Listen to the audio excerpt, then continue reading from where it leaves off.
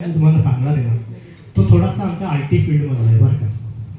तो फील्डमधला म्हणजे असा आहे की उद्या त्या ड्रॉइंगचं सबमिशन होतं, क्लायंट मीटिंग होती, त्याच्यामध्ये ते ड्रॉइंगचं सबमिशन होतं आणि नॉर्वेमधनं या इथल्या एका वर्कस्टेशनचा मशीनचा रिमोट घेऊन ते होणार होतं आणि सकाळी 11ला त्या मशीनची हार्ड डिस्क गेली.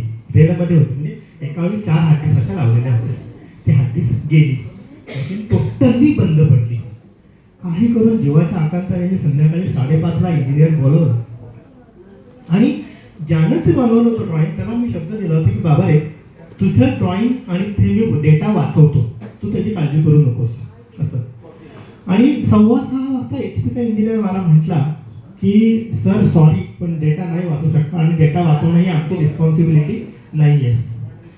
मी 6:45 वाजेपर्यंत ज्याच्या कॉल रिपोर्टवरती सही करून मी निघून गेला. 6:45 वाजेपर्यंत मी हातात ठेवून बसलेलो होतो. म्हणलं ह्याला कुठल्या तोंडाने मी सांगू की डेटा गेला तुझा म्हणून. मला खूप एम्बॅरेसिंग सिच्युएशन झालेली होती. आणि ऑफिसमध्ये लिटरली ऑफिसमध्ये एक विचार म्हणजे आवाज आला मागणं, 1 नंतर 4 यायच नाही माकडा, 2 येतो आणि मग 3 येतो. मी एवढं म्हणलं मी तर काहीच केलेलं नाहीये.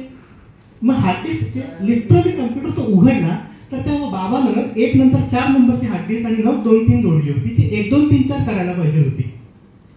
बस मी ती काढली आणि 1 2 3 4 केली आणि त्याला फोन केला, तुझा डेटा वाचलाय. काय भेटायला पाहिजे पण आता सध्या हातात असं महाराजांचे उपयोग म्हणजे काय म्हणतात ते प्रचिती देतात. हो.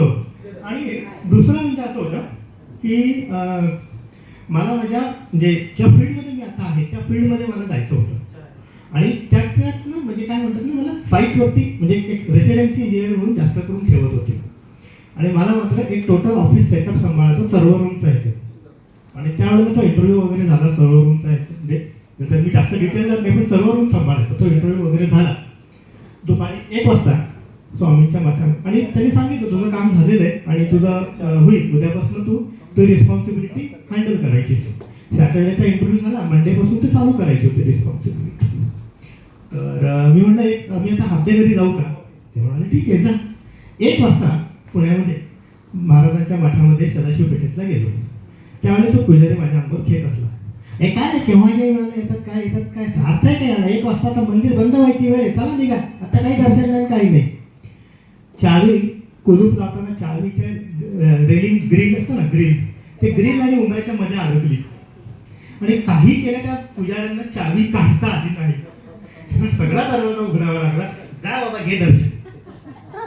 आणि मग शेवटी मीच 2 काड्या घालून असा घेऊ नका, शेवटी मी 2 काड्या घालून चावी काढली आणि त्यांना दिली.